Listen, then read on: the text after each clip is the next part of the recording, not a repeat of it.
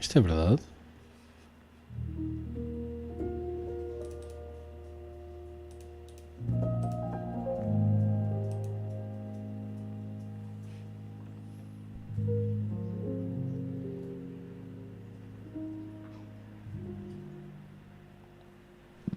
Começa a fazer as neiras?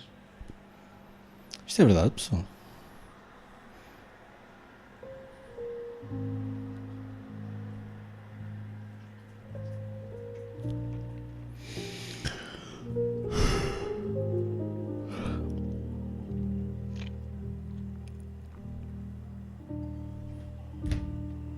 Deixa eu ver aqui uma coisa.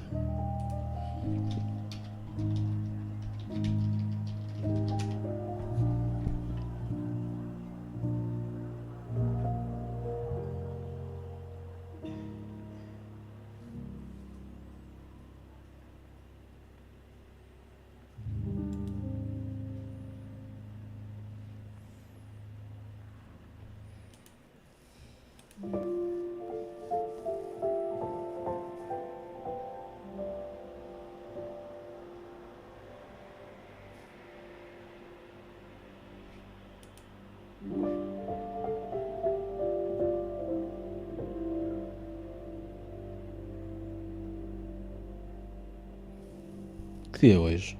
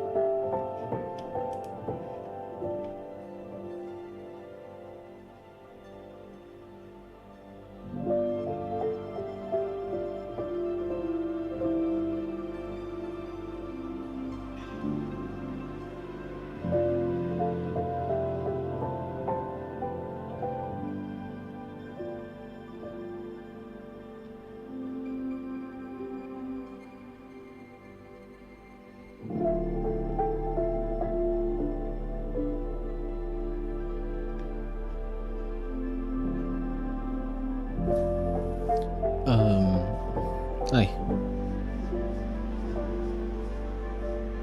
Fuck, estou no Facebook, meu. What the fuck?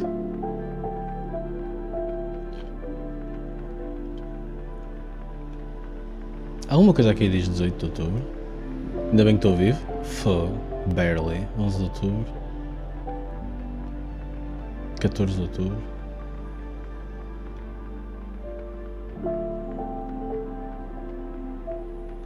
Não faço a mínima. Beats by Dre. O título diz Chill Music for Work. Also, boa noite. Estás fixe? Not working. Desculpem, filhos da puta. Desculpem. Tenho muito sono. Hoje a Catarina estava-me a dizer, queres vir ao coisa? Mas eu nem reparei porque estava a morrer, meu.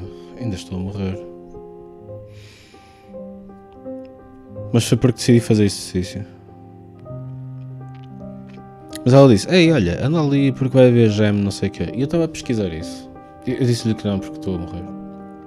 Eu estava a pesquisar isso, não encontro. Se calhar não é aqui. Não, está certo, é aqui. Eu reconheço o espaço.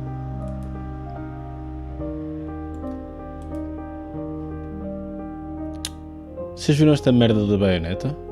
Cada vez menos percebo o que é que está a acontecer no Bayonetta 3.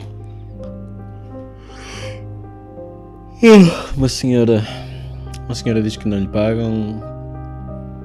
Depois dizem que pagam. Depois dizem que não pagam. Depois que pagam outra vez. Epá, calai-vos. Se não querem dizer a verdade, logo calai-vos todos. Fica-vos mal a todos.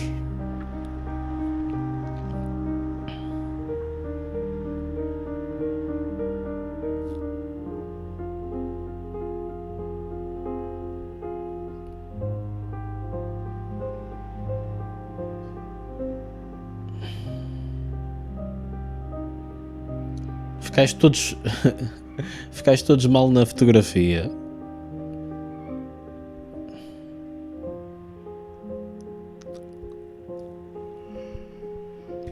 Ai, que sono. Eu arranjei o Ring Fit e gosto muito. Eu já sabia que queria, é que estava tipo a ser gordo. Ai.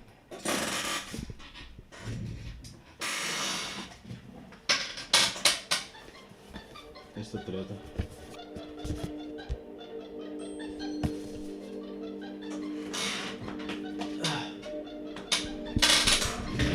Ontem joguei. Porque isto não é bem um jogo, não é? A primeira vez e dormi logo montes. Oi.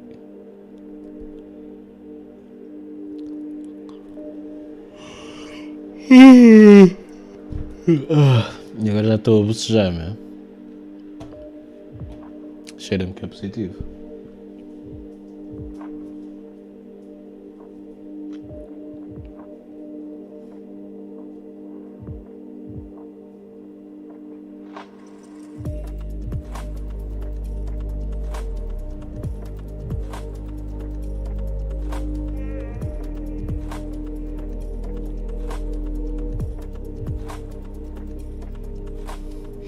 Quem é o Jason Schreier? Tinha ideia que geralmente não gosto das threads dele.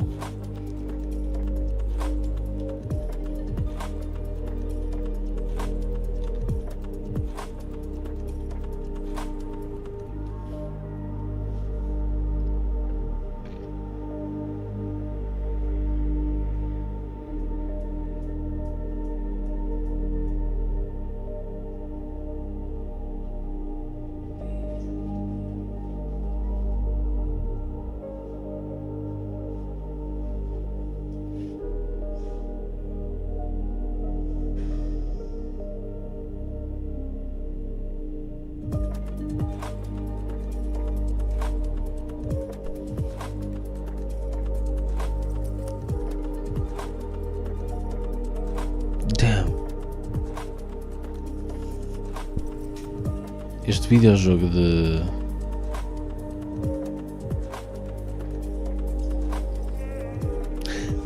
arranjei um idle game. Fuck.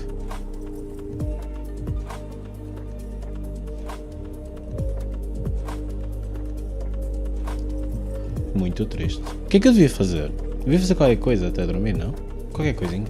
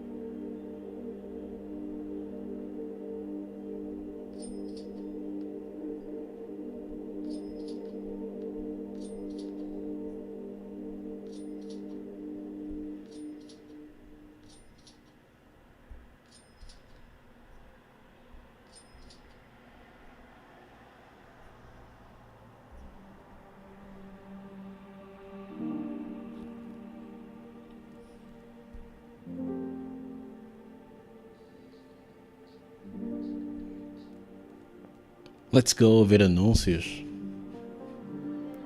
Havia vídeos que eu queria ver que não tenho visto. Olha, já estou há anos para ver.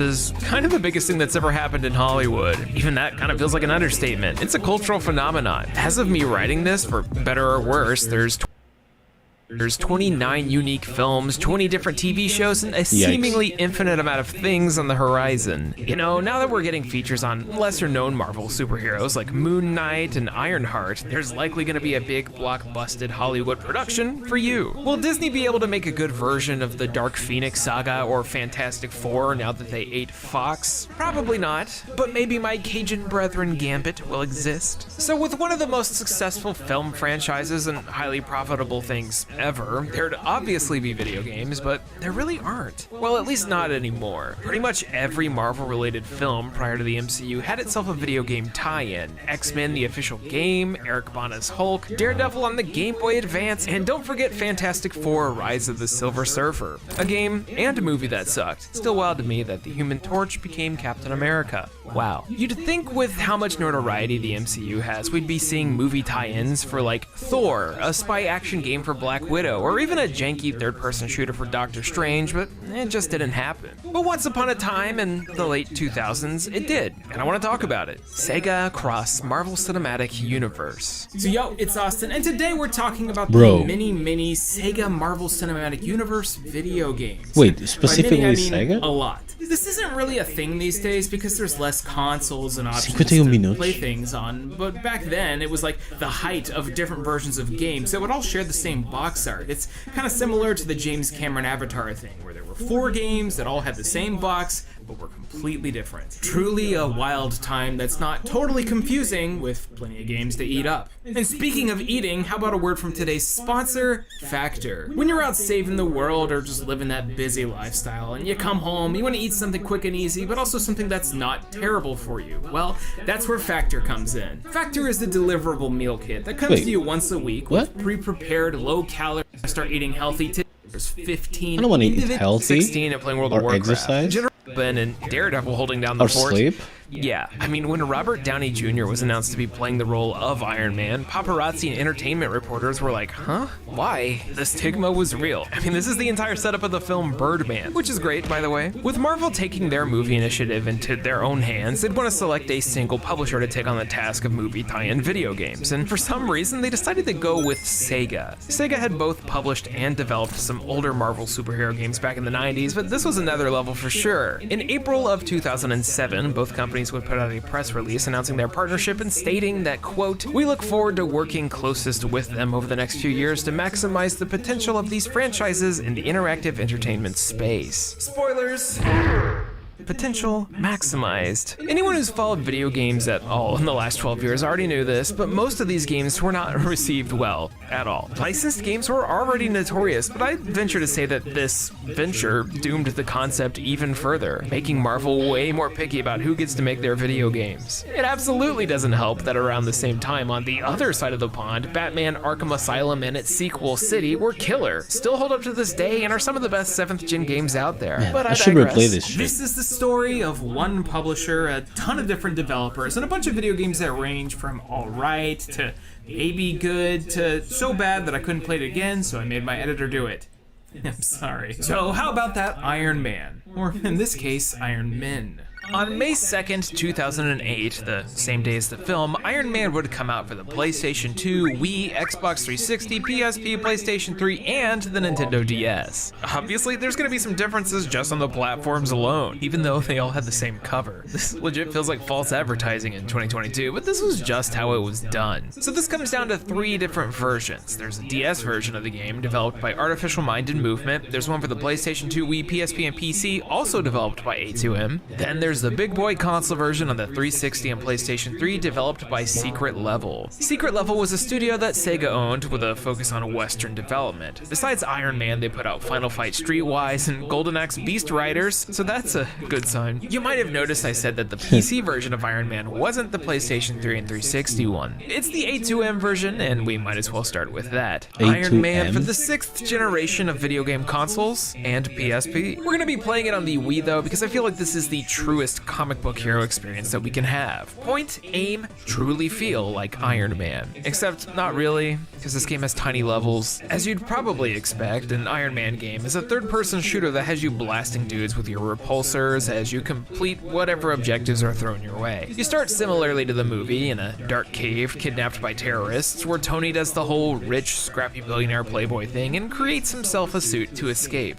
Except all the backstory from the movie's not there, and you just jump right into it with no context whatsoever. Kinda love the title screen of a transparent PNG in a black background. Classic. We've also got full cutscenes. One that have T. Stark staring longingly with some ill-inspired voice delivery. They attacked us because they wanted the inventory stored here, so it's obvious. No more weapons, no more attacks. No! And in case you were wondering, yes, that is Robert Downey Jr. In fact, they got several of the original actors to reprise their roles for the video game. That's crazy. Although Jeff Bridges and Goop Paltrow managed to escape. I don't know how they managed to, voice themselves and sound like a sound-alike, but they managed to do it. Most of the time, it's just kind of awkward. The game itself, it's alright. There's an initial variety since the first mission has you in the prototype suit that Tony built before taking things to a much bigger scale with the movie suits. But it's still linear levels as opposed to an open world, and also Superman 64 rings. Always. You can't escape. But all that's fair considering this is something that was also made for the PSP. The trade-off because of that is that while flying is pretty decent and fun to do, it's severely underutilized because the stages don't support that kind of zooming around. I think anyone would have wanted that scale and speed that you'd see in like a Sonic game coming from Sega, but this previous generation version of this doesn't really have that. Oh, and since we're playing the Wii version, get ready to waggle a lot, and get ready to fail them too, because this thing is hypersensitive. There's a lot of QTEs in general, especially if you run low in health or need to recharge to generate health. It's simple, but easy to mess up the timing. The biggest issues I have, besides the time that it hard froze on me and I had to replay the longest level in the game, are the pure repetition and monotony of what they're having you do.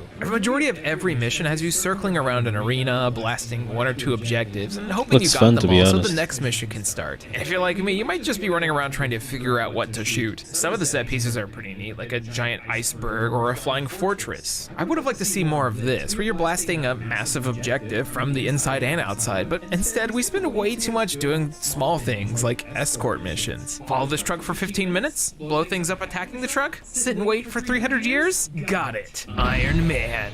The plot of the game, vaguely follows the movie. It starts off the same and then deviates into something else, loops back around again, and then kind of pulls it all together. Since they didn't have the likeness for Jeff Bridges, the entire Ironmonger character simply is these guys? exists as a boss at the end. Do the thing, shoot some force lasers, hear the Black Sabbath song, and call it quits after 4 hours tops. A very run-of-the-mill movie tie-in, but it's one that has some fun suit unlocks that are total throwback. Overall, it's not great. In 2008, we already had way better licensed games on the PlayStation 2, like Van Helsing and some of the Harry Potter games. Heck, even Artificial Minded Movement could do better with like Scalar or Teen Titans. Moving on, let's talk about the DS version. We're gonna be saving the big boy for last, but how about a twin-stick shooter? Yup, that's what we got. But obviously, since the original Nintendo DS didn't have 2 analog sticks, you'd be using the touchscreen and a stylus or greasy finger in order to aim. This handheld didn't actually have too many of these, so it's nice to see genre representation on the small screen. The game itself is extremely basic, though. Also developed by A2M, this definitely feels like they just had to throw something together to hit the SKU count. It follows the plot of the film just as vaguely as the PlayStation 2 version, but actually feels a bit more solid, probably due to its smaller scale. There's 2 types of modes, one where you shoot stuff while flying around and some on foot that feel different enough, even if some of the on-foot segments suddenly become Crash Bandicoot. It's fully voiced, maybe even to a higher quality than the console one, and it's pretty okay for a,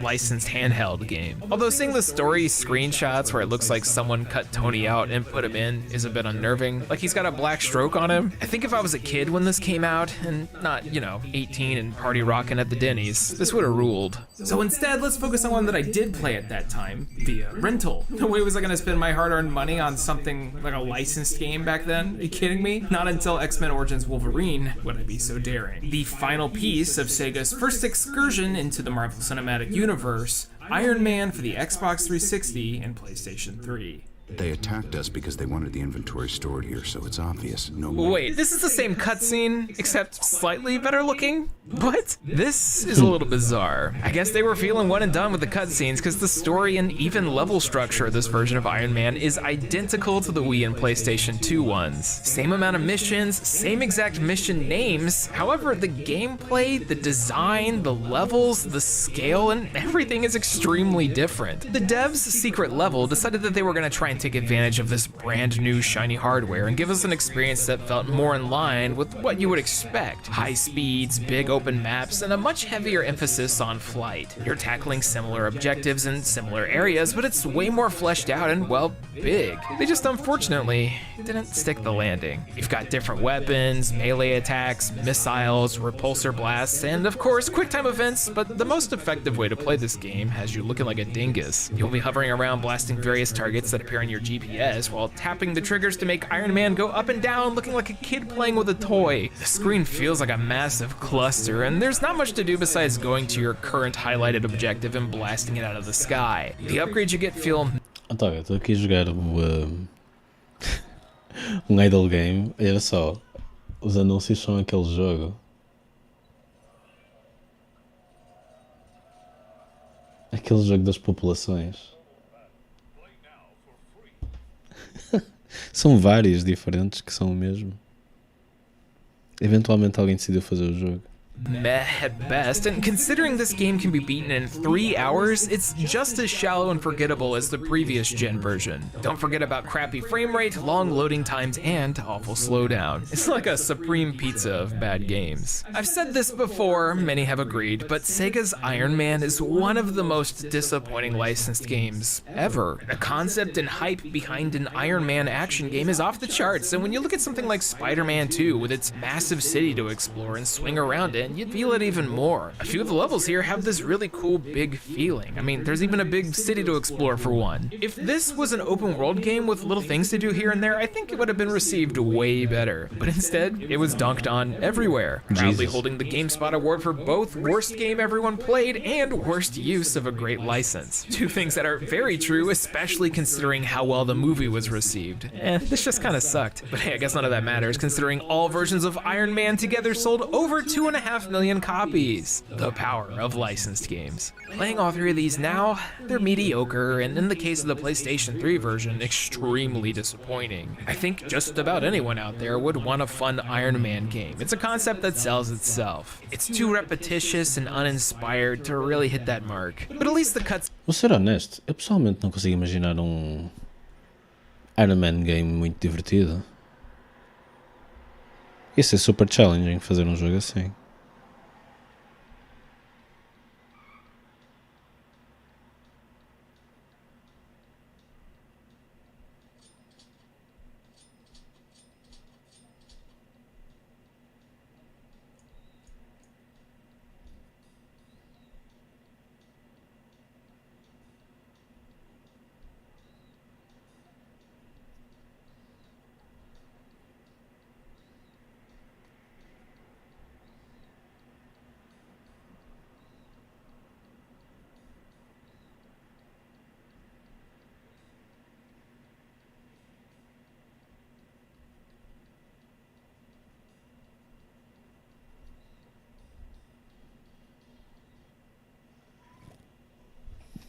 Scenes are nice and don't go on for too long. He's kind of Jeff Bridges.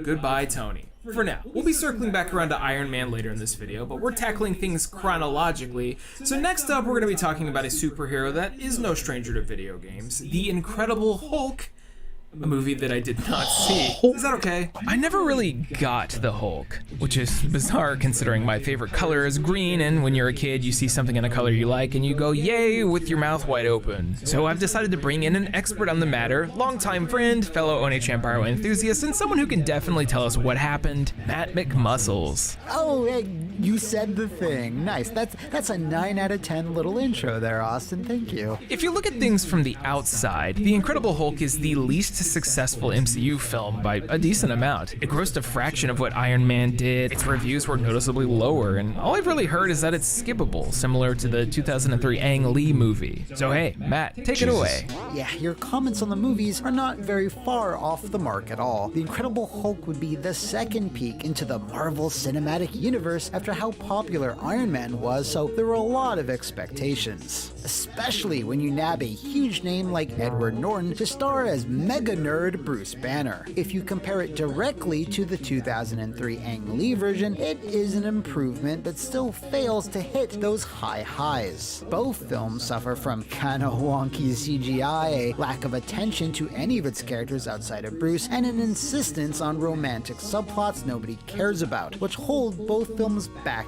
greatly. How many times are we gonna see the Hulk's rage quelled by Arwen over here? Spoilers, it wasn't the first time, and it won't be the last. As you probably know, Ed Norton got de-Hulked when him and Marvel parted ways due to creative differences, leaving this second entry in the MCU feeling incredibly awkward. In 2022, the Incredible Hulk movie is now a throwaway joke in the She-Hulk show. I'm a completely different person now, literally. Remember that final scene where Brucey looked like he was gonna go evil for some reason? No, of course you don't. But of course, this is all about the video games, and the Hulk has had, well, not the most consistent record. If you ever played the Pantheon saga on the PS1, and I'm sorry, you know what I'm talking about. CGI Hulk feat. But somewhere in the middle of all those middle-of-the-road releases is one of the greatest superhero games of all time, The Incredible Hulk Ultimate Destruction.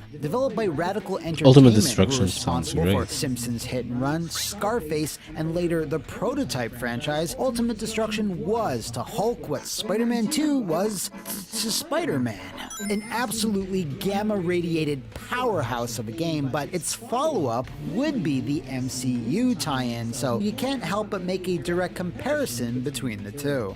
So in June 2008, mere days before the film came out, we would get two different video games. One for the Nintendo DS, which we'll come back around to later, and The Incredible Hulk for the Xbox 360, PC, PS3, Wii, PS2.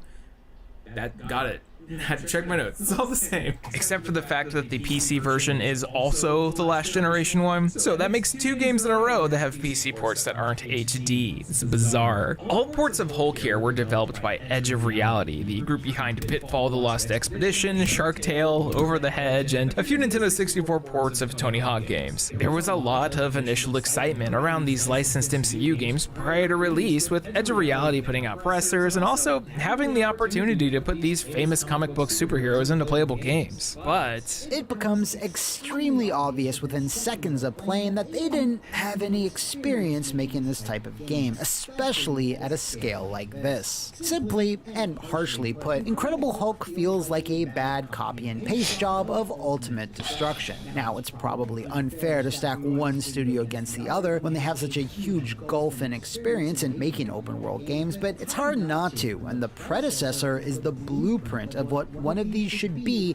to this very day. While Iron Man could have benefited from being more of a sandbox, Edge of Reality's Hulk feels like it should have been far more simple. You roam around Manhattan, doing missions, running around, stretching your little blue short shorts, but everything feels so unpolished, sloppy, and beyond the occasional Sonic the Hedgehog billboard, rather lifeless. Granted, the destruction part of the game is spot on, and you do get a ton of abilities, all of which are used to Hulk smash everything around you. Jeez, no one hates public transportation quite like Bruce Stupid Pants Banner. okay, why are there so many taxis? Is that the first thing that comes to mind when the devs were thinking about New York? Accessible transportation? There's so many. The story has cutscenes that follow the movie, which, by the way, That's what I less think when I smash think and more about. think, but you only play as the Hulk here, so if you want to solve boring mind teasers, you'll need to go back to the Ang Lee video game adaptation. As for this, while you do get a bunch of moves, your move set is pretty clunky and unsatisfying to use, with one of your most powerful basic attacks being this. Hope you heard that. Hulk cares not about physics. If he wants to jump into the air, punch forward, and launch himself an additional 200 feet, well, he can. Oh, and once again, despite all documentation confirming the video game versions of these characters were voiced by the actual actors in the movie, I still think this they're guy? sound-alikes. Nothing could have surprised me more than this unassuming young man shaking my hand. I appreciate your help, Dr. Stearns, but I'm putting you at terrible risk. Man, I wish they had scaled this down with more defined levels and memorable set pieces. Imagine high-octane maps where you're always pushing forward with everything exploding around you, culminating in a War of the Monsters style bout between Hulk and Abomination, and yeah, there's the game they should have made. But instead, we're given tons of filler, ugly graphics, additional villains presented with little to no context, and ho-hum minigames, all trying to bulk up the game's length. But even then, it can be beaten in like 6 or 7 hours. Yeah, an open world game that could be completed in single-digit hours, and that's assuming you can make it past the completely random and unfun difficulty spikes. Having played this now, my favorite part is that you fast travel by going on the New York subway system. They don't show it or anything. It's not like Insomniac Spider-Man, but the thought's funny, I guess. There's some fun to be had here, but all of it gets downplayed when there's just a much better version of this game available on the PlayStation 2 even. Ultimate Destruction rules. The only differences between the major console versions of this, though, are higher res textures, by the way, which also unfortunately comes with the same old frame rate issues, but you kind of expect it at this point. Ultimately, The Incredible Hulk is a licensed game that, similarly to Iron Man, has a lot of potential but was clearly rushed out to meet the movie's premiere deadline. It's a death sentence 9 out of 10 times, and unfortunately, this is one of those 9 times. Like Austin said, if you want a Hulk game, just go play Ultimate Destruction. It is a little antiquated in some areas, but the core of it is still so goddamn fun. Anyways, I feel the gamma radiation just ebbing out of me, so I'm gonna go lie down. Also, I want to leave before you start talking about that Thor game. That one is not mighty whatsoever. So I'm sorry for this. Bye. He's not wrong. Thanks to Mac McMuscles for showing up and sharing some Hulk knowledge, but for now, we need to move on to the Nintendo DS version. The one he doesn't know about. The one that's a secret.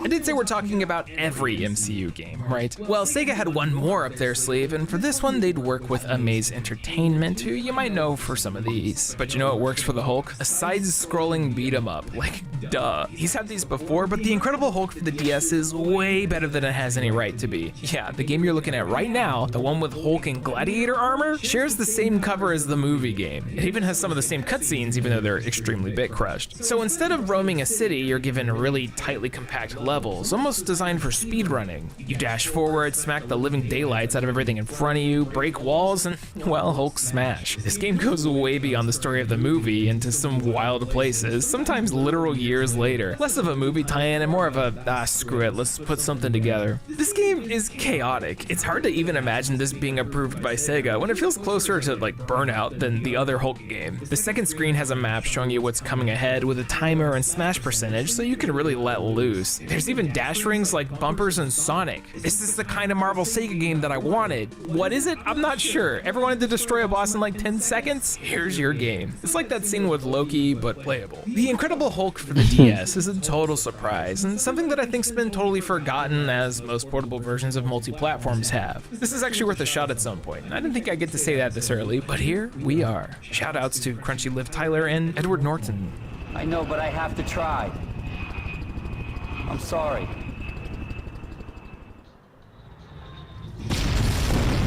After The Incredible Hulk, it would be an entire year before we would get another Marvel film, which nowadays sounds ridiculous. These days, phases are all so meticulously planned out, but you can kind of tell with that first one that they were just kind of winging it, which is probably why we got Iron Man 2 back then.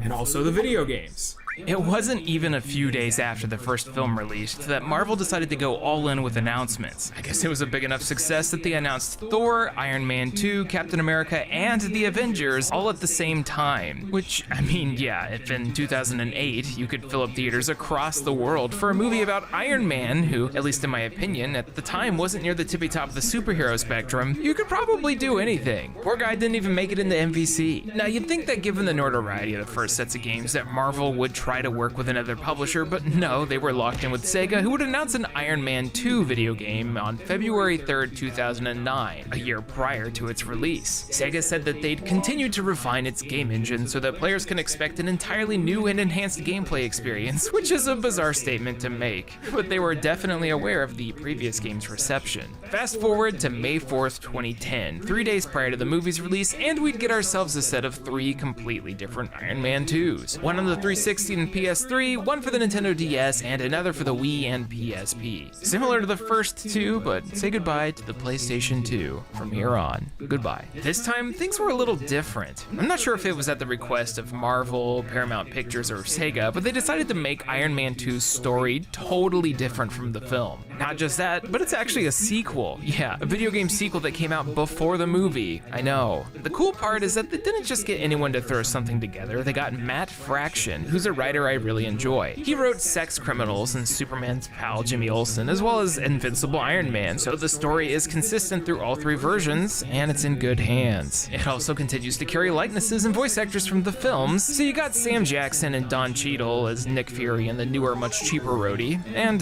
that's it. They might have got RDJ's likeness, but he skipped out this time around and was replaced by Eric Loomis. And he kinda does a better job? Some genius shows up with an army of killer robots or some other ridiculous scheme for world dominance, and I have to drop everything and knock heads together. The story doesn't involve anyone from the film or Whiplash. It's about the creation of Ultimo and protean technology going all haywire. Kinda similar to Ultron, but not really. We might as well get started with the Wii and PSP version so we can grab our Wiimotes and start swinging around. Except this one was developed by High Voltage Software, who were the people responsible for the Conduit. That alone had me a bit more excited. These people had experience making a shooter on the Wii, and that one was pretty neat. Putting that into an Iron Man third-person shooter should be a no-brainer recipe for something fun, but it just doesn't quite make it. I'd say straight up, the gameplay isn't that bad. On the PSP, you're having to manually aim at things, and the lack of 2 analog sticks is really felt when you're pressing the face buttons to aim, but the motion integration on the Wii version feels pretty good. That is until you accidentally move off sensor and Iron Man or War Machine is like, I'ma go over here. You can feel a lot of effort was tossed into this, but it was rushed to all heck in order to come out around the same time as the movie. Levels have a distinct feeling with lots of explosions happening everywhere. Enemies come at you in waves, but the motion lock-on system makes them easier to take down. Unfortunately, there's only like 3 or 4 enemy types in the game will chug if you have more than a few of them on the screen. Not that you'll notice much anyways, because the pacing of the game is slow. Iron Man just kinda plods around, like a thunk, a thunk, a thunk. You can hover around and shoot things, and that's really where the game shines, but your health, shields, fuel, and extra ammo are all tied to the same resource, so you're limited in how much you can do it. Also, for some reason, Tony keeps finding himself in tight corridors, so he can't even really let loose. There are other missions where you fly forward a la Star Fox and have to blow dudes up. These are fun and they're pretty neat, but are over before you really get to sink your teeth in.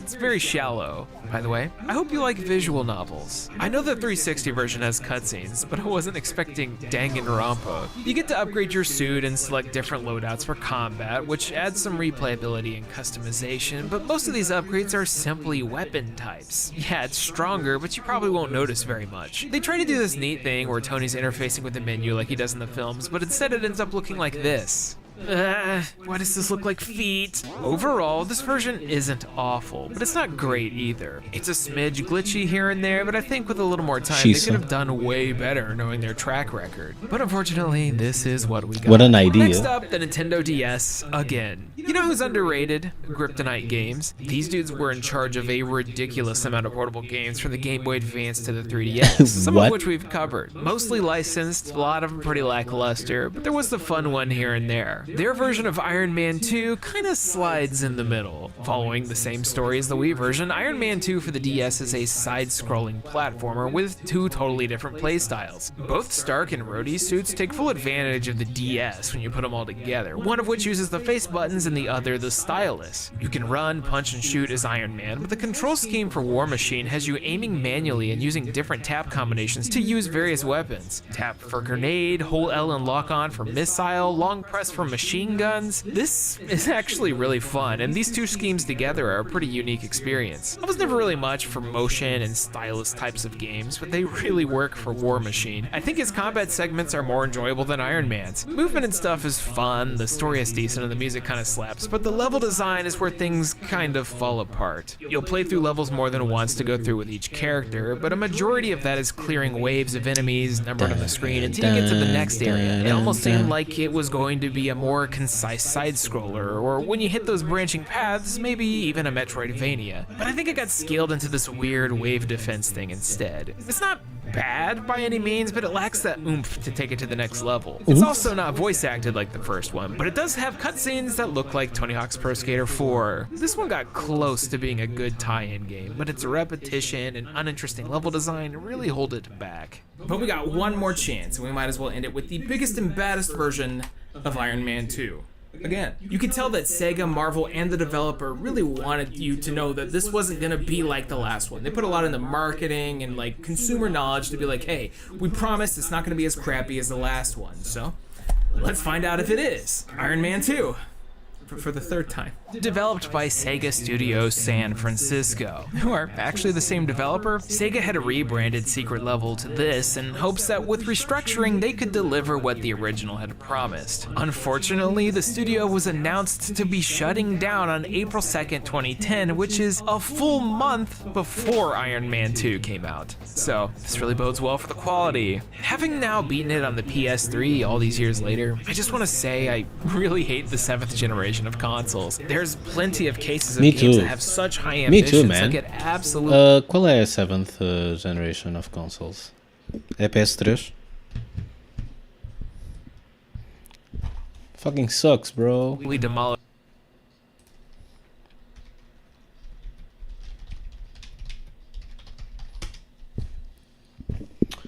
Eu acho que é PS3 e 360. Tá aqui.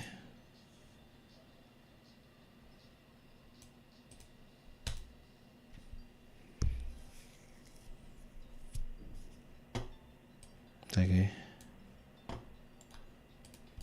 Demolished by system limitations, and I think this is definitely a case of it. If you look at a video of this thing... Compatíveis com os credinhos. Olha!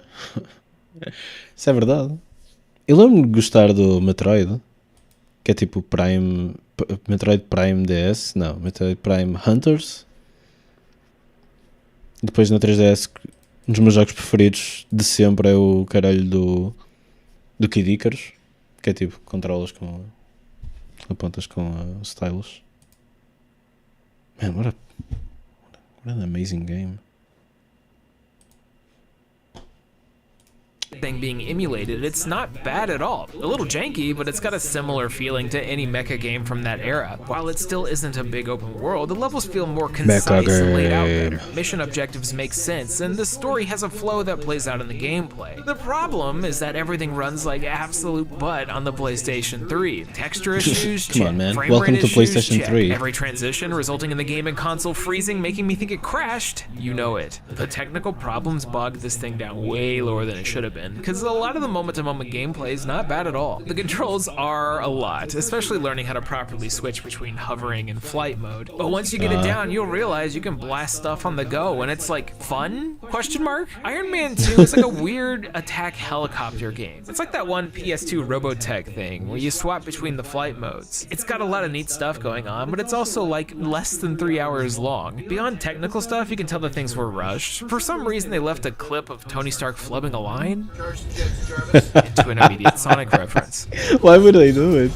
Yeah, this is how helicopters work, right? Seems legit. This is supposed to be the fully realized version of Fraction's story, but it feels like all the cutscenes go in and out at, well, Sonic speeds. Like, go, go, go, next part, go! Any moment that's supposed to elicit any kind of emotion feels like a joke.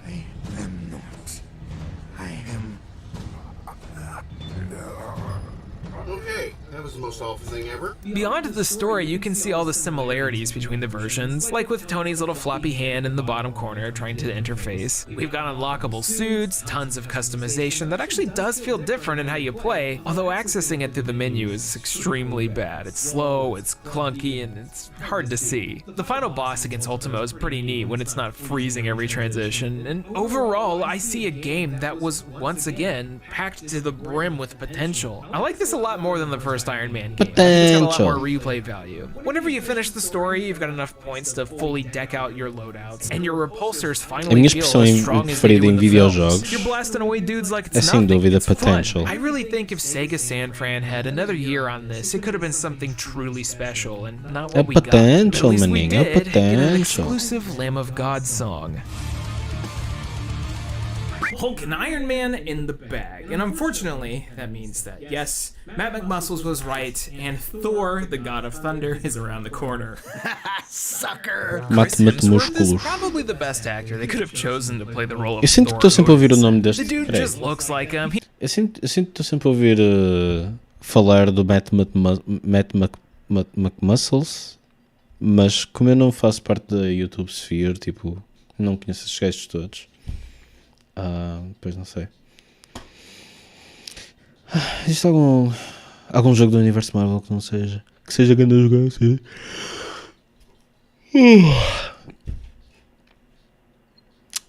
Então tens o Carnage da Super Nintendo.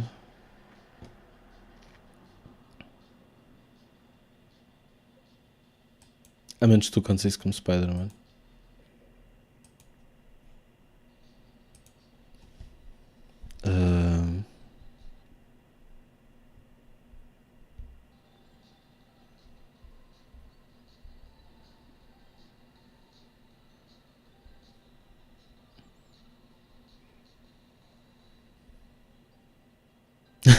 Tinhas o Punisher com o sistema de interrogações, mas se calhar pronto, não é um jogão. Cheira-me que não é um jogão.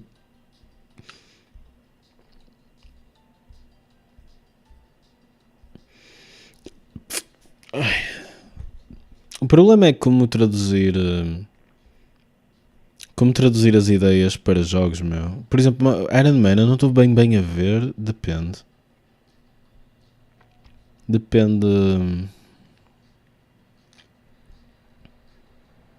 Acho que é muito mais simples se for um side-scroller. Tipo, fazer funcionar um Iron Man. He's 6'3", made of solid steel, and has that thick Australian accent. That might as well be what all these Guardians sound like. Wait, I mean Asgardian. Thor, simply Thor, came out in April of 2011, a year after Iron Man 2, and this film was drastically different to those that came before it. Mostly because a lot of the movie doesn't take place on Earth. It's a whole new world, which means you've got this wild mix of... Eu quero muito jogar o Guardians of the Galaxy. Ouvi dizer que não é mau. Mas ainda não sei onde é que quero jogar. Se quer... queria encontrá-lo numa bargain bin na PlayStation.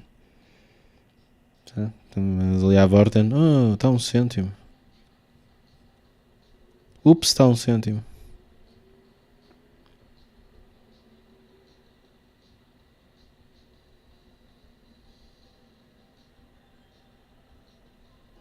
Norse mythos entangled with imagery very unlike Iron Man and Hulk. Then suddenly it's a fish out of water story with a big blonde man hanging out with Natalie Portman in America. This and its much less received sequel, Thor: The Dark World, were to me largely forgettable popcorn films, and I don't think the MCU audience really resonated with the God of Thunder until Taika Waititi took over with Thor: Ragnarok, which is probably still my favorite Marvel film. But this isn't about that, this is about video games, and eu não liguei ao Thor Ragnarok, tal como não liguei aos outros dois Thors.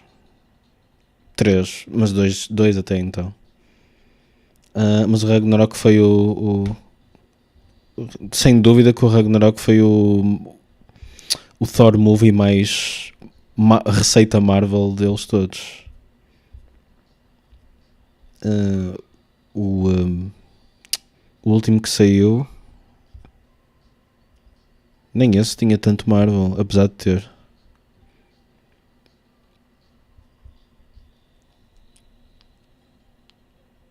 Não me lembro de jogões Marvel que não Spider-Man.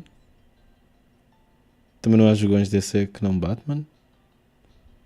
Eu não sei, o Injustice S o pessoal gosta? Ou... Eu nem sei, eu não ligo. Eu olho para o Injustice S e só vejo o Mortal Kombat.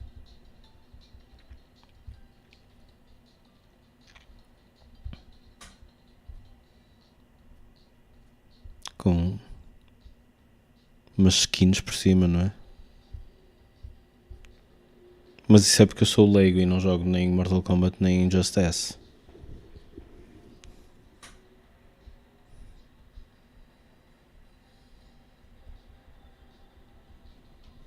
So by the Let's get the lug. worst one out of the way. Sega this time would team up with 3 different video game studios for 3 different games, split between the PlayStation 3, Mas olha, 360, Wii. há de haver mais jogos da DC.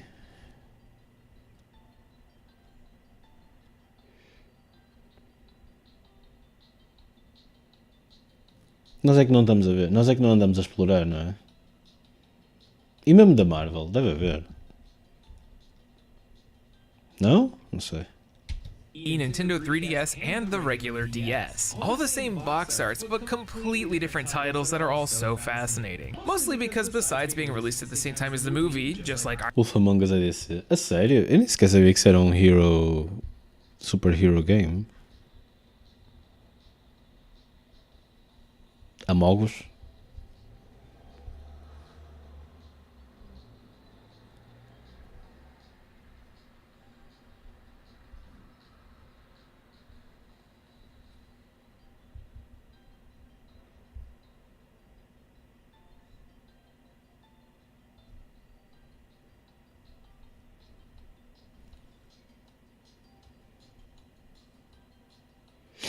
Fables.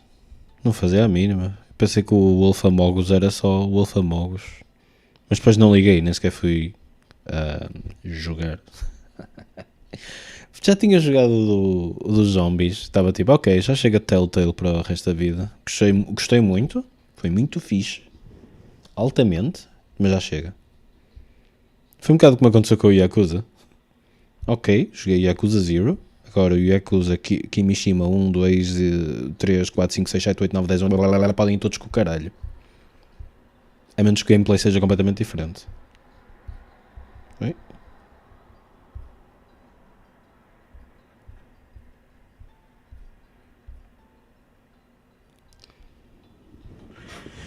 Peraí. Iron Man 2, it doesn't follow the continuity and is also written by Matt Fraction. He'd actually go on to write Thor after this. I like the concept of them taking the pieces of these movies and turning them into their own thing. It lets the creativity really shine as opposed to being trapped in pre-existing material. Though once again, somehow, despite being quando for para ficar bêbado na passagem de ano, the actors, you know the spiel. How does this keep happening? Spectacular, isn't it? Thor God of Thunder for the Xbox 360 and PS3. We've been here before, not even that long ago, and I can safely say that yes, God of Thunder is still a bad game. Couldn't even play it again. I made my editor Joshy do it. Go ahead, say hi. I'm sorry. The next gen version of this was done by Liquid. Aquilo era o som de quando fazes special no Tony Hawk 2. Damn. Obrigado, editor deste random YouTuber. Entertainment, who had a few neat games on their belt like Lord of the Rings War of the Ring and Dungeons & Dragons Dragon's Shard, but they really missed the bus on this one. Despite having a pretty decent and unique story, despite having a really cool setting and nearly unlimited potential for a cool game, this licensed movie tie-in kind of became the poster child for bad ones of those. Reviews everywhere trashed this thing, and I don't blame them. It's technically a prequel to the film, one that has Thor killing a bunch of frost giants, causing a bunch of panic, and nearly causing the destruction of Asgard. Normal god stuff. Asgard. It's really the gameplay and presentation that drags this down to unplayable levels. Thor might not be the worst game I've ever played, but it is the worst God of War clone. It's a mash fest, a glitchy one that has close to no feedback in your combos. It's got a plethora of technical issues and extremely... Não sabia que me apeteceu gozar com o gajo. Eu gosto deste gajo. Ele não merece que eu goste com ele. low amount of variety, and I sure hope you like QTE glory killing the same frost giants over and over. And I do mean over and Maybe over. I'm just The tired. upgrade tree's pretty lame and doesn't have that much. There's unlockables like costumes, but more importantly, lightning colors. There's barely anything to do besides going level to level, and overall it's just a huge drag. Very rarely will I just say a game is bad and unplayable, but this is as close as it gets. It's unambitious, uninspired, glitchy, clunky, slow, disappointing, and you already know all of Unambitious.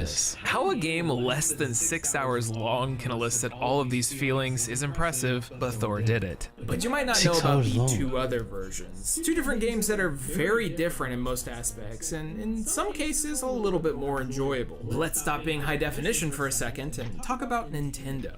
The other two versions of Thor, Nintendo. God of Thunder would be split Wii 3DS and the regular Nintendo DS. The Wii Wagglethon was developed by Redfly Studio, a group based in Austin, Texas that was responsible for some not very good games, but also the Wii port of Force Unleashed 2 with the Smash What do you Clone mean not minigame. very good? Their Thor, God of Thunder is way better. While Liquid Entertainment's version was getting slammed with Is this threes God left of and War? right, Redfly's got a much more respectable 5 to 6-ish, which sounds like a joke, but it's definitely way more playable. It follows the same story structure and levels, going Story from Asgard structure? and Frost Giants to the Frost Grinder to Hell on Earth, but it's a much more well-rounded beat-em-up than its big brother. It does utilize a lot of Wiimote waggling. In fact, you need to swing in order to do your regular combos, which can be No. exhausting and irritating, but it's way more forgiving than Iron Man was. Thor lends itself to being more of a generic beat-em-up, and I think that's to its benefit. It plays it safe, but because it's at Yes. least relatively polished, it's not offensive. Acho que a maior parte dos Hero Games vão funcionar melhor se forem beat 'em ups. Dependendo do herói, não é? And is a totally decent time. The visuals aren't crazy impressive, which makes sense. É por isso que o pessoal gosta muito do. Olha, esqueceste daquela franchise toda da Marvel, que é os Marvel Super Heroes ou caralho. Tem para aí 1000 jogos, isso, o pessoal gosta muito disso. Considering it's also ported down to the 3DS, but the art style prevents it from having that uncanny 7th gen look. You know, the one where it's trying to look realistic, but it fails miserably. If you ever thought to yourself that a Wii game's cutscenes would look better than something on the PlayStation 3, here's one for Yeah, you. yes. It's still pretty mid, Pessoal adora isso, beatable in né? 4 hours, and clearly a cash grab, but it's not as devastatingly terrible as the other one. It's when we go to the normal Nintendo DS that things get strange. Yeah, did Parece you know the Ganondorf. Nintendo DS was still getting games in 2011? The 3DS launch that year wasn't great. In fact, it was considered rough enough to the point that Nintendo Lembrei-me gave desses away a jogos set of porque. apologies. Lembrei-me desses jogos precisamente quando estava tipo, peraí. Beat 'em up.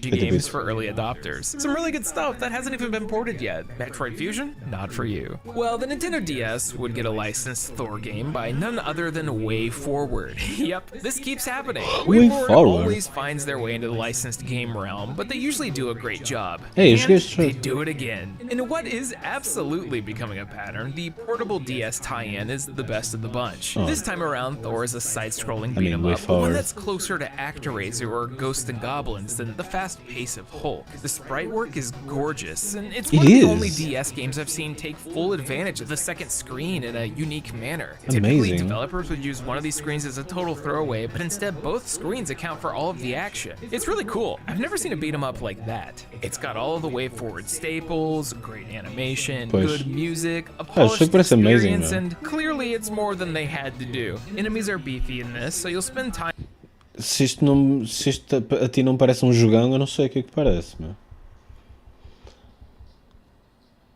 Como é que não é um jogo super bom de Superman? Porque também não. É difícil, meu. Eu não consigo imaginar bons jogos com esses gajos. Claramente não sou o único, não é? As pessoas que suposto conseguirem imaginar também não conseguem.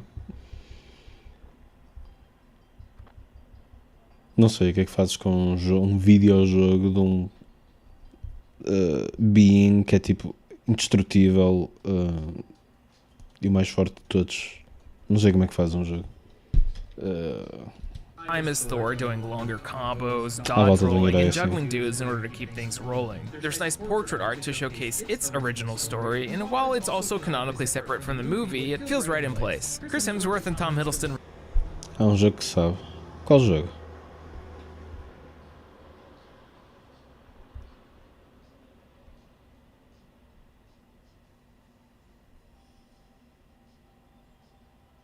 Superman Returns.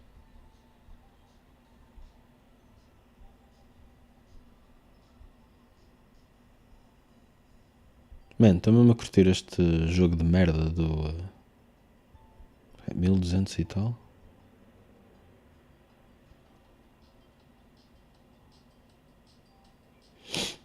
Quando andando na cidade era grande mais. Really became the face of these characters, huh? The only major downsides is that there's not much progression in your Thor-ness. You'll get runes as upgrades, but they're really just basic buffs that don't give you game-changing movesets. And a bit... Ainda bem que temos o filme do... Já sabes o que é que eu vou falar, não sabes? O primeiro filme do Superman do Snyder.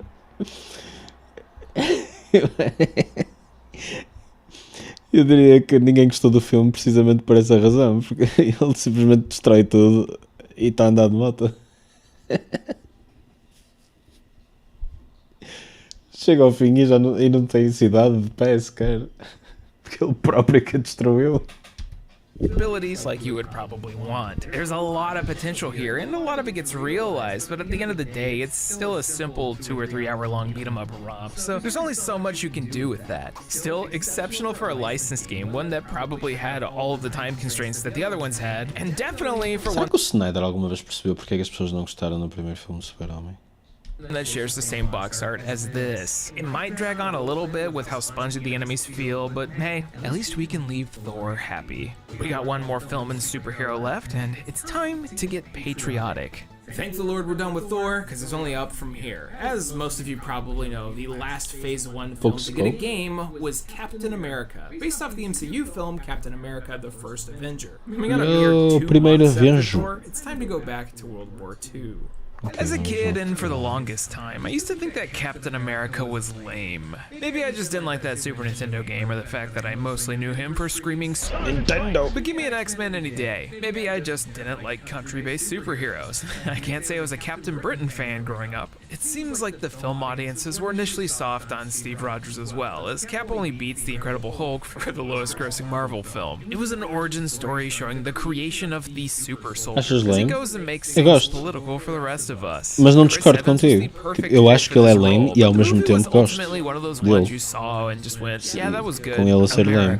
It wasn't until Winter Soldier that I really got it, though. That movie ruled. So, video games. Once again, we've got 3 different titles to deal with, all of which share the name Captain America Super Soldier. One on the PlayStation 3 and Xbox 360, another on the Nintendo DS, and a third on the Wii and new challenger, the Nintendo 3DS. All of them but the 3DS port will come out on the same week as the film, and looking at the reviews, this is the best it would get. There's also an iOS game that released around the same time, but it wasn't published by Sega. In fact, most of these games had mobile versions and maybe cheap Gameloft tie-ins, but were developed separately from Sega. So yeah, don't worry about those. We wouldn't know it at the time, but this was going to be Sega's last chance to try and move the needle, so let's go ahead and work our way up with the Nintendo DS version. Remember Kryptonite Games? Well, they're back and at it again, and honestly, did a really good job. Super Soldier on the DS is a level-based action platformer that, while kind of basic, is a totally decent game. It's got a variety of gameplay styles. You've got side-scrolling beat-em-ups, stealth missions, and auto-scrollers, all of which is rounded out by a fun enough combo system that'll let you go nutty juggling dudes. There's lots of costumes to unlock, it's voice-acted, and it looks pretty good. This feels like a much more realized version of Iron Man 2, but also one that you can break pretty easily by exploiting shield throwing. Seriously, this thing goes bonkers. It's definitely not perfect, especially considering the incredibly high difficulty spikes in some of the combat segments and the very short length, but this is a definite improvement to Kryptonite's previous Marvel attempt. The biggest issue I got is definitely the lack of a varied soundtrack, as the floaty, rah-rah generic music gets on your nerves. Though I do love the little cutscenes they animate.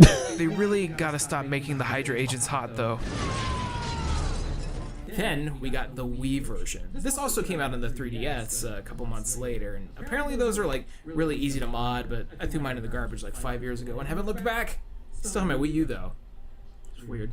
Captain America Super Soldier for the Wii, this time developed once again by High Voltage Software. You can tell that Sega had a bit of faith in the developers of the Iron Man 2 games, and I mean, it sure beats that Thor life. This game is funny. Spoilers, the Xbox 360 and PS3 versions of Cap are noticeably way bigger budget than anything they put out prior. The scale, the cutscene direction, we'll go back to it. Well, all three of these games share the same story, taking place in the middle of the film while Captain America is going after Red Skull and Hydra. But for the Wii version, they decided to ditch any realism and give it this goofy cartoon style, like Steve Rogers' Unga Bunga. What's going on with your everything? The game starts quite literally in the trenches of World War II as you fight your way through a battlefield into Hydra territory, castles, prisons, you name it. The Wii version of this game is a level-based action platform. Espera aí, eu tento...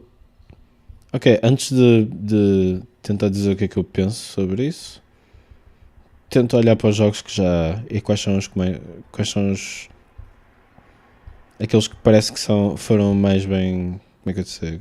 Quando foram adaptados ficaram mais divertidos, não é? Eles conseguiram fazer um excelente trabalho com o Batman. Fizeram também um trabalho muito bom com o Spider-Man. Em muitos jogos, não é? Portanto, à partida, tendo em conta aquilo que nós já temos, eu diria que esses são os dois heróis que conseguiram... Provavelmente, não é? Pelo menos até agora, tendo em conta provas dadas, são os dois melhores. Pá, não sei. São heróis que... Eles não são mega poderosos, não é? O Spider-Man é muito mais que o Batman. Mas não sei. Conseguem arranjar situações interessantes para... ou se movimentarem, no caso do Spider-Man, ou para combaterem, no caso do Batman. Com o uso de vários gadgets e... stealth stuff. No caso do Batman, eles fizeram coisas muito interessantes, que foi... Tu vês as séries ou filmes ou whatever e perguntas-te, fuck, como é que o Batman chegou ali sem, tipo, undetected? E eles conseguiram responder essas perguntas.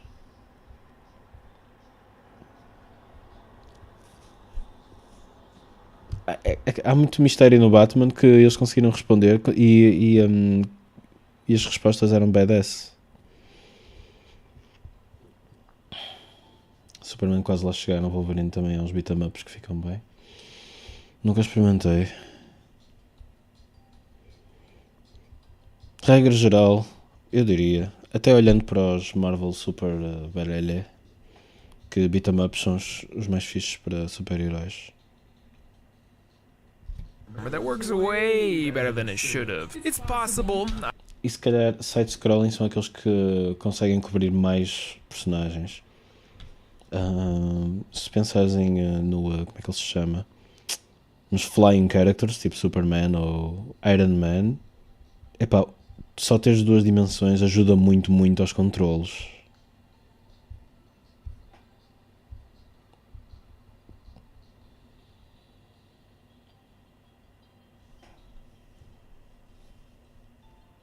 Speedsters não funcionam? É só copiar o Sonic, meu. Um dia alguém... Sabes o que eu acho? Um dia alguém vai encontrar uma fórmula para characters que são rápidos. E nesse dia toda a gente vai copiar isso. Vai ser um género... speed genre. Da mesma maneira que há beat-em up genre, speed genre. E depois muita gente vai copiar isso. Até agora ainda não conseguimos assim, nada assim definitivo. Está complicado. Mas um dia...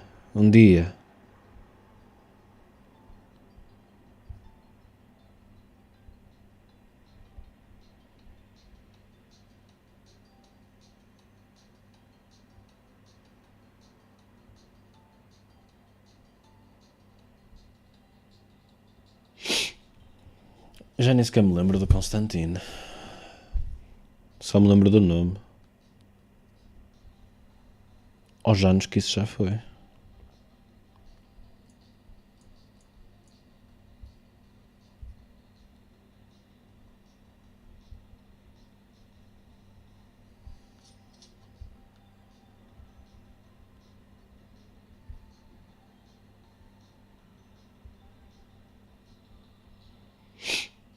É o Ganda Mágico.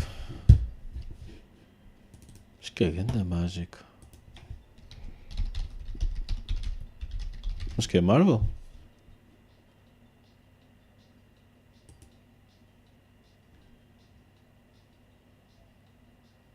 Tanto que eu já nem sequer me lembro. Deve ter saído um filme quando eu era miúdo, porque eu lembro-me de falarem do Constantine estar em todo lado durante um mês ou assim.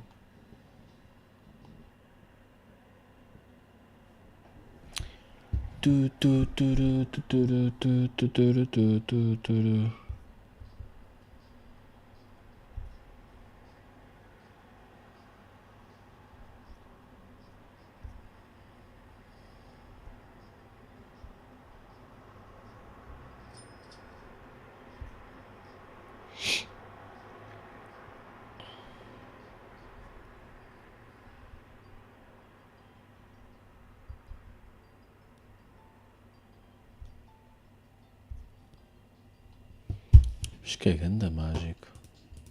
I have a bit of a Stockholm Syndrome situation from playing all of these, but this game is an acceptable licensed title that was clearly aimed at kids, and I think it succeeds in that. This is going to become much more evident with the HD version of this game, but Batman Arkham Asylum is woven into its combat DNA with a very similar attack and counter combo system. But instead of throwing batarangs, you're tossing shields, deflecting bullets, and punching through walls. This is a video game-ass game, too. Your combo system functions similarly, but it'll have crazy names for your hits like Patriot Attack. I had way more fun with this one than I thought I would. It's absolutely the best, I guess, I like that kind of generation license tie-in of the bunch. The reviews weren't great, obviously, and I think at the time people were using all of these as a collective community punching bag, but I do think that this is a passable experience. It's just, you know, Arkham Asylum for kids. They just gotta stop making the Hydra agents hot. Come on. There's one video game left today, and I'm kind of glad it's the last one.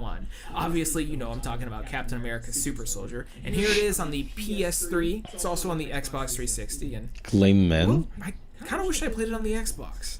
I'd kind of forgotten that most multi-platform games were generally better on the Xbox 360, and looking across the pond into Microsoft land with its better frame rates, I once again sit around and curse the cell processor for making everything run like a PS3 game. But even so, I went and got the platinum. Whoops. Captain America Super Soldier HD, I guess, was developed by Next Level Games. You might have heard the name before. They're responsible for Super Mario Strikers, Punch-Out, Luigi's Mansion 3. They generally work closely with Nintendo these days, but every now and then they'd take on something else. Super Soldier was one of them. I think this game's entire existence and premise was based on one thing, and that's the success of Batman Arkham Asylum. When that came out in 2009, it really upped the ante for quality in licensed video games, and suddenly everything Sega was making felt cheap, rushed, and of course, poor quality. And you can bet your sweet thing Marvel noticed that. This only came out a few months after Thor, but the budget and quality difference is pretty outstanding. Captain You can America tell that they don't quite literally pointed fingers at Rocksteady's masterpiece and said, do that. And I think it paid off. If you try to distill it down as lamely as possible, Super Soldier is a discount Marvel Arkham. It plays very similarly. It even has the same open map feel where you can backtrack to find stuff. The combat is extremely identical with flips, parries, dodges, power moves. You've even got to knock dudes out on the ground by holding the same two buttons. Y'all know I love this word. It's about as close to a clone that the old Bats is gonna get. And I also think it's better for that. You're obviously gonna have to look at all this footage and imagine a more solid frame rate on a better console than what I played, or heck, even emulated, where you can really see this thing not get bogged down by stinky 7th gen consoles. You've got like the entire cast reprising their roles here, by the way. Chris Evans even uses this game as a positive experience that influenced the way that he does fight scenes as Captain America. Damn. It just seems like this was a good time. Captain America to headquarters. Come in. The game itself is much better than you would expect from, well, Chris the Evans é entire muito cool. concept. Gosto It muito do is gajo. linear, it is pretty short, and it's a little bland to look at considering the World War II Fez muito setting. bom papel. But this kind of felt like Sega was starting to move in the right direction. It's not perfect, it's got some pacing issues, some of the combat sequences are a bit convoluted, and it's got its fair share of glitches. Although it's mostly funny glitches like ragdolling or whatever I'm looking at here, its biggest issues are the technical ones that become really evident when the cutscenes get a little more complicated. Like, unfortunately hot Hydra agent here, bringing it down to like 5 frames a second. Woohoo! But for a game that's beatable in 6 to 7 hours with a decent amount of replayability, a fun enough combat system, and a premise that at the end of the day is just a licensed tie-in movie game, it's pretty alright. Probably should have just been $30, but you know how it is. You're just obviously gonna falter when you're put up against Arkham, X-Men Origins Wolverine, any of the many Spider-Mans, or heck, Injustice was just around the corner. All 3 versions of Super Soldier, like the film, didn't bring in anywhere near as many sales, and despite Cap being a slight uptick in the quality, this would be Sega's last MCU game. A lot of people were expecting there to be an Avengers game considering how consistent they were up until that point, but there was never an announcement, and on March 6th, 2012, it came to light that that would be it. It's really no surprise considering how many SKUs they put out that were poorly received. That also means that they canceled a few titles, including an open-world Iron Man game that Avalanche Studios was working on. The people behind Just Cause and Mad Max. That could have been awesome. There was even an Avengers game that Marvel teamed up with THQ to make that got the can as well. The first phase of MCU licensed projects began with Iron Man, ended with Captain America, and well, that would actually be it. No big Então, eu budget pensei que tínhamos Avengers, combinado no que Guardians esse of the jogo não Galaxy, existia. only the occasional mobile game until they just stopped making them across the board. It is a shame that we never got a proper Avengers game. I mean, there's not even a single video game on the Avengers that's ever come out. And that's crazy considering it's like one of the highest grossing film and comic franchises of all time. Wow. Sega's time with Marvel's superheroes is a pretty tumultuous one, but it's also something that changed the game. After this, the cheap licensed game kind of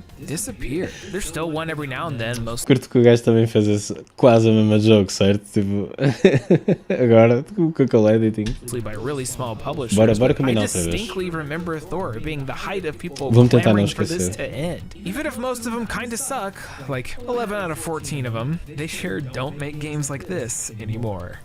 Well, that's all for today. Every single Sega MCU video game, done. We've reached Eu não sei se sou eu a ser hater. 50 minutes now, so Eu não sei se sou eu a ser hater.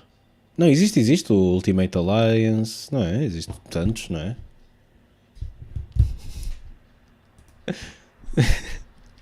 Ultimate Alliance. Ah, mas não é Avengers, pois não? Mas não havia Avengers.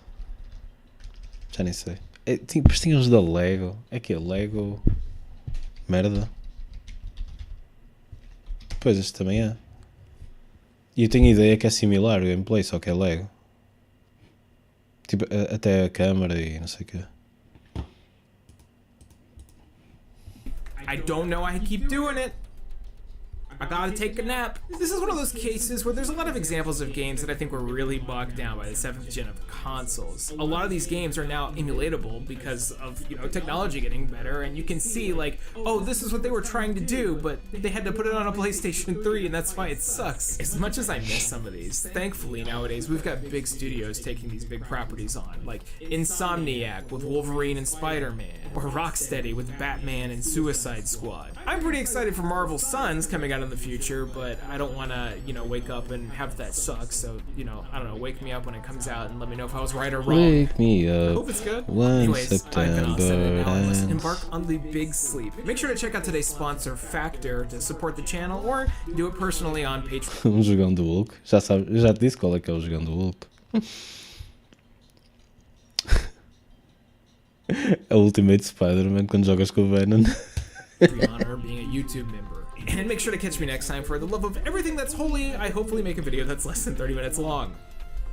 I'm trying. Just remember, Sega They did it. rules. Even when Sega sucks, it's fun. Unless you're Thor. Thank you so much for watching. Special Patreon shout out to A. Vox, Aaron Kwolek, Blackfoot Ferret, Chris Shelton, Christopher Yeah, Oliva, aquilo é exatamente. Doug Oh, aquilo é exatamente o gameplay que eu imagino para o Hulk. Prince, DX Buster, David Molnar, Elijah, GM Pinks, Yeah, os saltos são a cena mais similar. Aliás, eu até achei isso estranho, tipo, porque o Venom não anda necessariamente aos saltos no mídia em geral. Mas quase que parece que. Quase que parece que houve alguma coisa. Quase que parece que a base do gameplay ia ser para o Hulk e depois mudaram tipo last minute ou caralho. Dá a impressão disso, meu.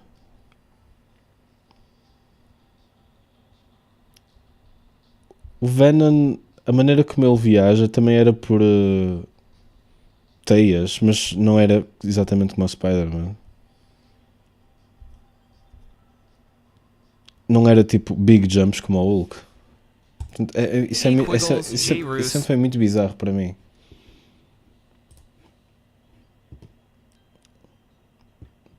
Well, I guess it's over.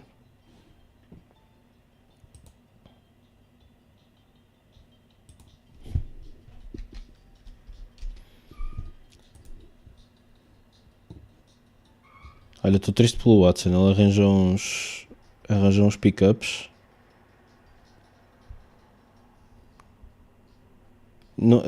Já não sei se eles eram AMG ou se eram fake AMG, whatever.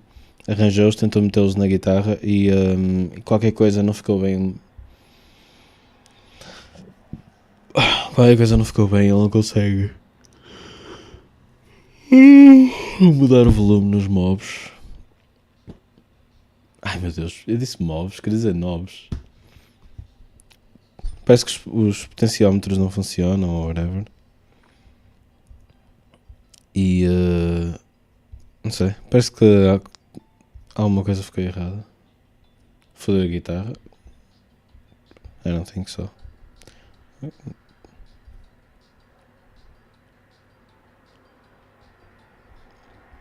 Pode sempre mudar para os antigos.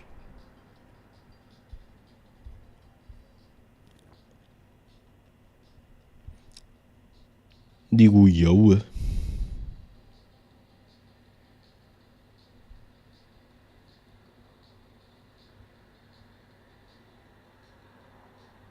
O que é que eu fiz? Mostrei porno sem querer? Não me assustes.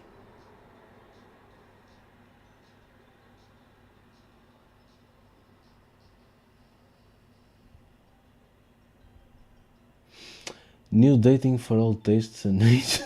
What the fuck? Oh my god.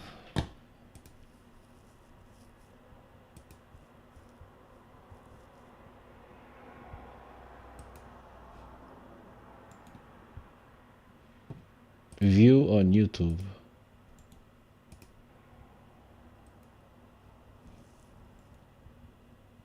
Ages 56. View on YouTube. Ai, peraí. Acho que posso fazer a block. Peraí. Report.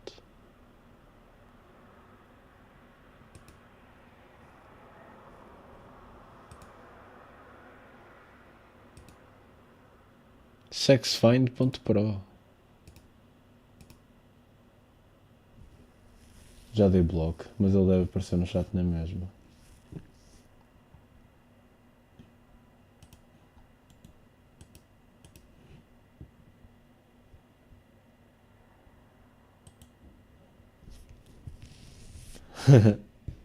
Wanna become famous? Espera hoje que... Olha, e graças àquela coisa da bots de coito, graças àquela coisa do Ring Fit Adventure da Switch, eu cheiro-me que hoje vou dormir melhor. Ontem dormi melhor.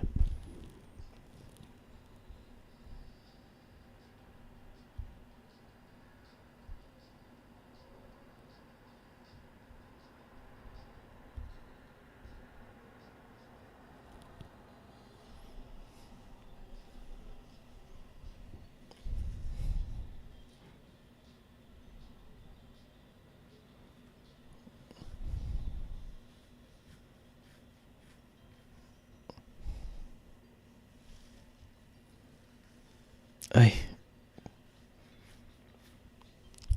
Seria bastante positivo.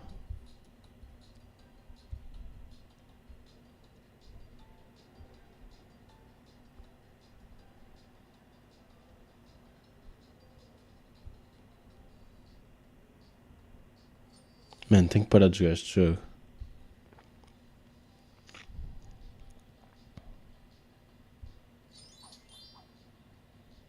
Tempo?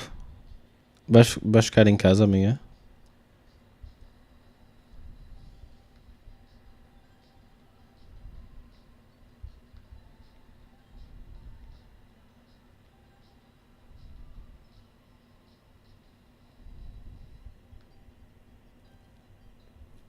Nice. A tua mãe está melhor?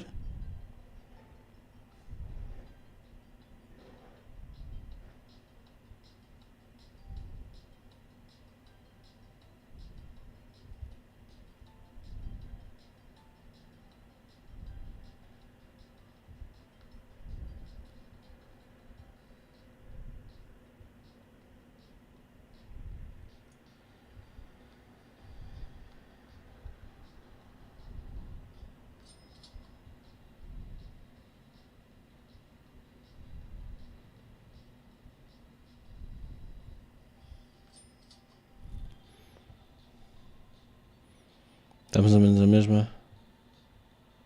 Não está a ser porque está a dormir. Então às vezes tu dormes, não é? Pois agora o challenge é tu dormires.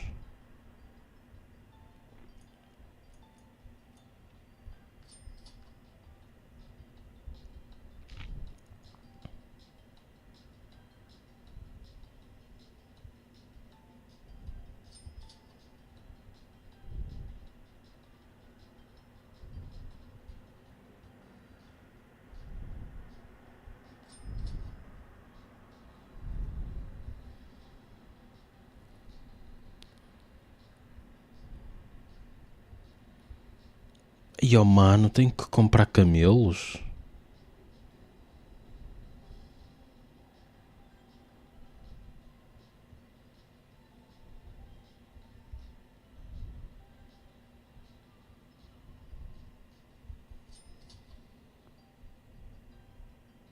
Eu já disse que tenho que parar de jogar isto. Várias vezes.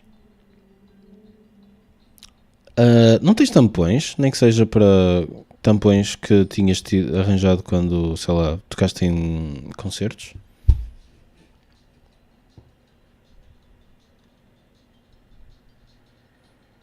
Também estás com tosse?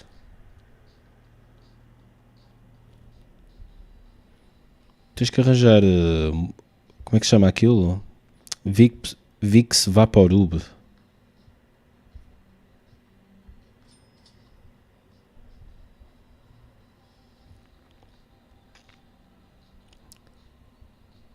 Para concertos? Para tocar. Senão só fica surdo, meu. A maior parte do pessoal não tem cuidado nenhum e não usa. O que é muito errado. Tipo, eu sou jovem, estou-me a cagar. Sou da metal, meu.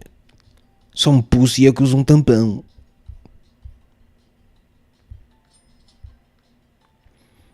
É como o pessoal... Olha, o equivalente ao pessoal da soldadura não usar capacete, porque só os otários é que se protegem.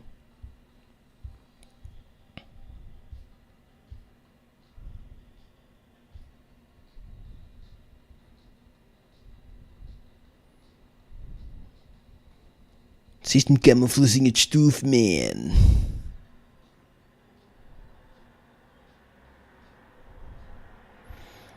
Yes, eu sei disso.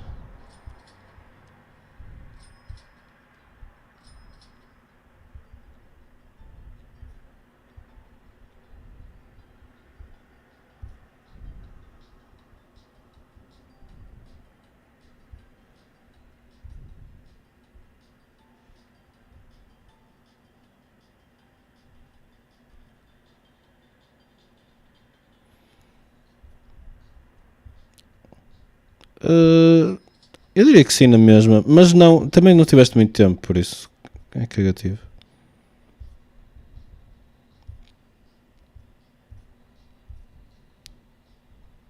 Também não sei se era muito grande os eventos, mas eles são violentos mesmo no corpo. Oi, fuck.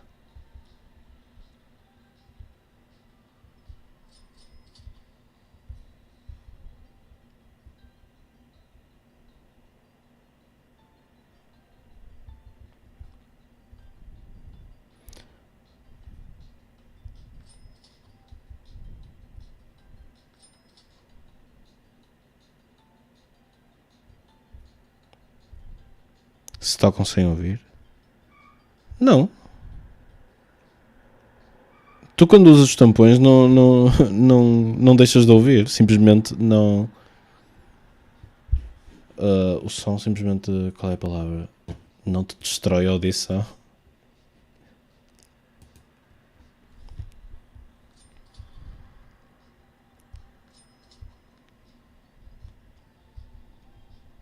Não deixas de ouvir.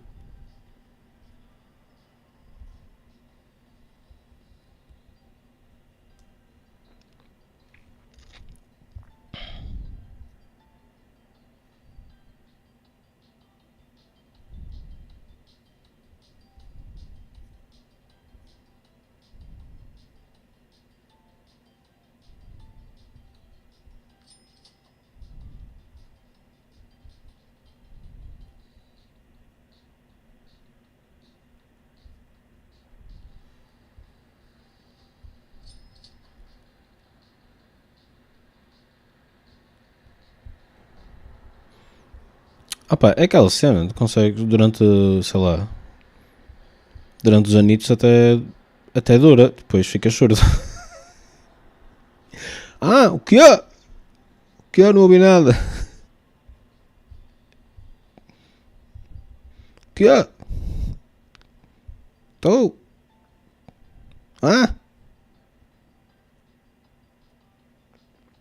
Mano, tenho que largar este jogo.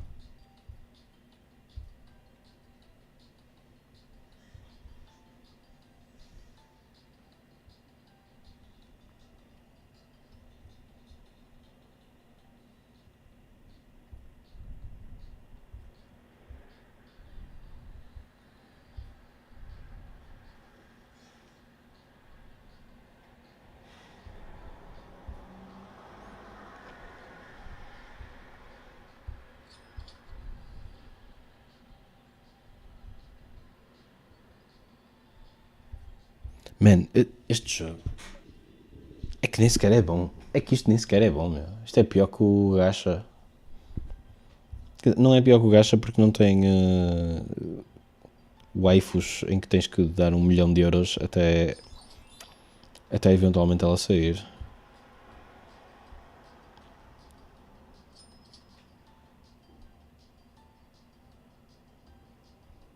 Olha, ganhei uma coisa chamada Belas Artes. O que é que isso quer dizer? Belas é PCO. Posso equipar a Belas Artes, que é a Mona Pizza. Adiciona um reforço de 2 vezes ao seu bônus base ao assistir anúncios no evento Adventura Excelente. Ok, bro.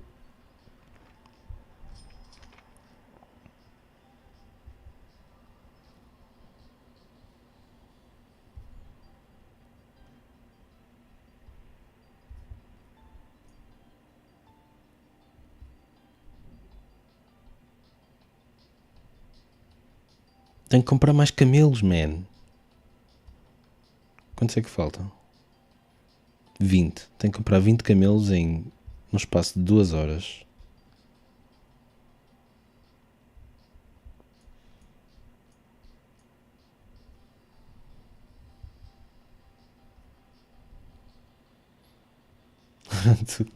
Pinguins.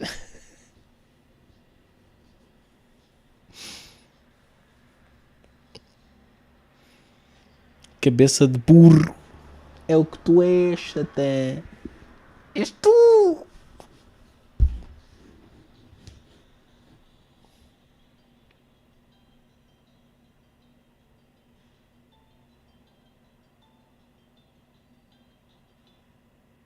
Já não me lembrava deste vídeo. Fake Anime Games. E eu vi o vídeo.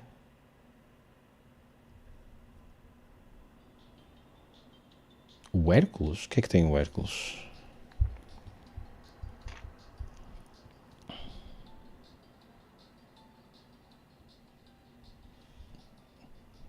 Isso já não me lembro.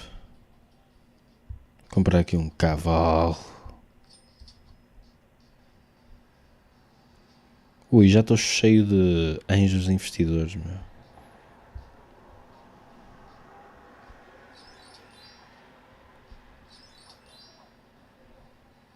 Eu tenho que possuir coleiras dinoelétricas. Ok. Man. Eu tenho perfeita noção que isto não só há nada o que eu estou a dizer, certo? Parece tudo fake. Quantas coleiras dinoelétricas é que eu preciso? Mais 4.000, ok.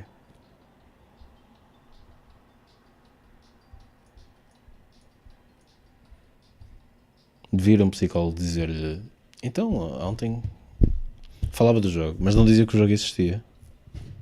Só para ver o que é que ele fazia. Se me mandava para o psiquiatra para ele me prescrever antipsicóticos e assim. Era funny de ver. Está aqui a receita, podem comprar. E eu, já agora, isto tudo que eu falei era sobre um jogo. Eles, sinto-me estúpido. Gozaste com a minha carreira, dizia o psiquiatra. Ei, Mazão, parvalhão, ei, Continua chamando-me assim, bebê. Esta cena, eu sei que é a anterior que querias mostrar, mas eu esqueço-me sempre do nome do ator. Eu já te disse.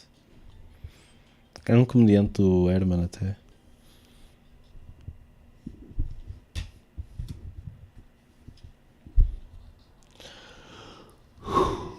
Não estava. Olhem para mim a dançar o samba. Ei, Mazão, parvalhão, ei,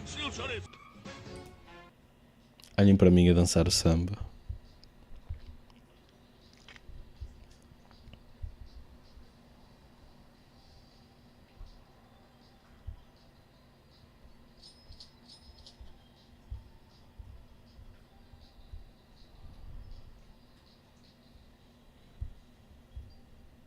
Estou cheio de investidores, man. Eu acho que a cena do chouriço, será que foi tipo, ei, parece mesmo que ele queria tentar meter mais uma palavra naquilo, por alguma razão, não sei qual. E meteu. E ficou.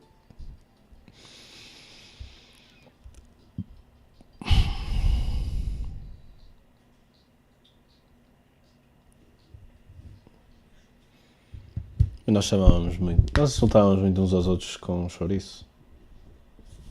Quer dizer, não era tanto uns aos outros, era mais um gajo.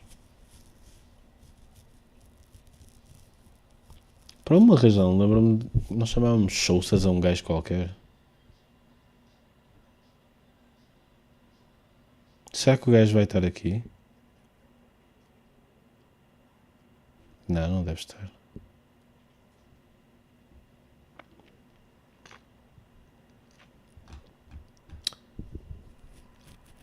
Eu acho que vou indo. Acho que vou ir indo andando. Vou tentar ler um livrinho. Ontem disse que ia tentar fazer isso e não fiz. Cheguei à cama e foi tipo... dead.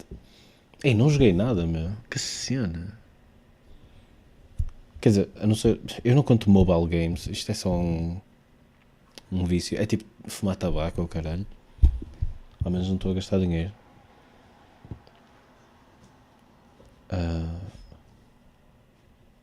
Mas pronto, olha, bom descanso também. Tchau, beijinhos.